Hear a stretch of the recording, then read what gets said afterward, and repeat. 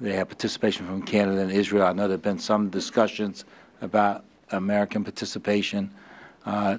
Could you tell the committee whether we plan on engaging in terms of broader clinical trials on degenerative diseases through JPEN? So, Mr. Fattah, I really appreciate your strong leadership in the area of neuroscience. I'm going to ask Dr. Insel, who's co-lead on our BRAIN initiative and also a major figure in neuroscience at NIH, to respond to your question.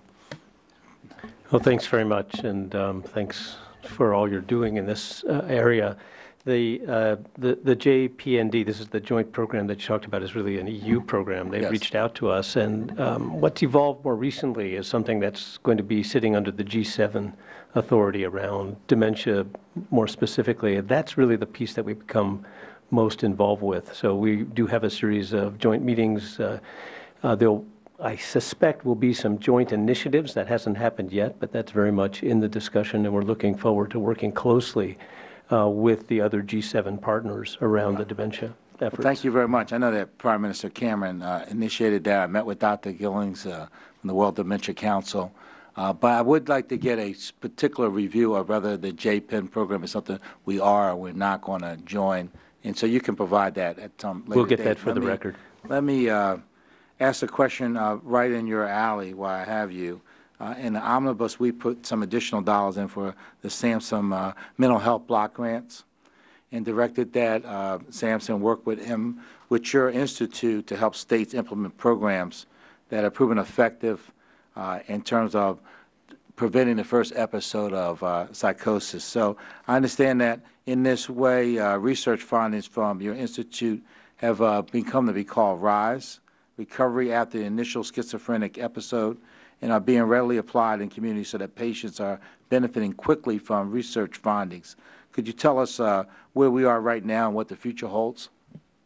Sure, thanks for that question. The RAISE program, the Recovery After Initial Schizophrenia Episode, is a program that has been going on actually originally really bolstered by the ERA funding from 2009, 2010. The study was completed in terms of its feasibility only in December of 2013, and this committee saw fit in soon thereafter, January of 2014, to ask SAMHSA to implement the findings of that study in all 50 states. So it's almost an extraordinary story of science to service or science to practice. Usually it takes longer than 6 weeks, but in this case, it happened in 2014. There are pilot programs that were developed in collaboration between NIMH and SAMHSA in all 50 states.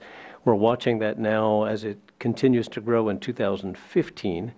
What we'd like to do now is to build on that in a very specific way. We want to be able to create a sort of learning healthcare system out of these kinds of programs that would be really not so much research to practice, but now practice to research, learning from the experience in where the care is being delivered, how to improve outcomes for people who have a first episode, and most importantly, how to prevent that first episode. So we're trying to actually move earlier in the cycle to make sure we reduce the number. This has a great potential of preventing some of the tragedies we've seen around the country, and I know the committee will have a continuing interest as we go forward. Let me go 30,000 feet up in the air. I know you co-chaired the Interagency Working Group, which I established through language in the Commerce Justice Science Bill, where I'm the ranking member.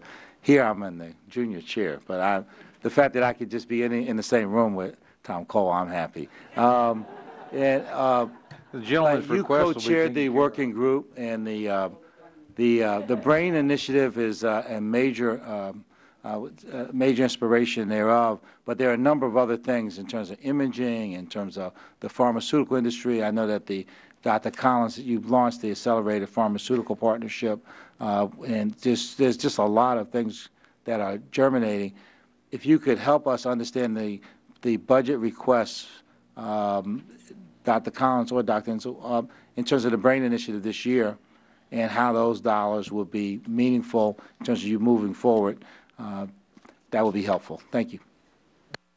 Sure, I'll take that on. And I should say at the beginning that every time I go anywhere, I find out that Congressman Fattah has just been there, Stanford, MIT, you name it, and every neuroscience lab you seem to have.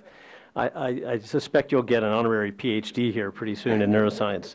The BRAIN initiative is, when it was first set up, we asked a group, or Dr. Collins asked a group of experts to sit down with us and to give us the best idea of how to develop this. And they created this 10-year plan, which is called BRAIN 2025. And in that, there is a budget. And the budget will grow to roughly $500 million a year by 2019, and will ultimately, over 12 years, be about $4.5 billion, very much like the Human Genome Project. We're not there. Right, so we're just in we're 2015, we're at 80, we'll be around $80 million with the President's request next year of another $70 million. That'll take us up. But I have to say that the question that gets asked for us over and over again, seeing how spectacular the scientific opportunities are, people say, they look at that report and they say, you've got a great roadmap, but is there any gas in the car? People are really concerned in the community that we have this opportunity that's unprecedented, that may be underfunded. So we're hoping that with the funds that we've got now, that we'll be able to do 10 RFAs this year. We did 58 projects last year. We'd like to have another 50 or so come out this year. But going forward, whether we'll be able to build this in the way that we had originally envisioned is going to depend a lot on your support. Thank you, Mr. Chairman. There are tens of millions of Americans counting on your work in this regard. I thank the Chairman.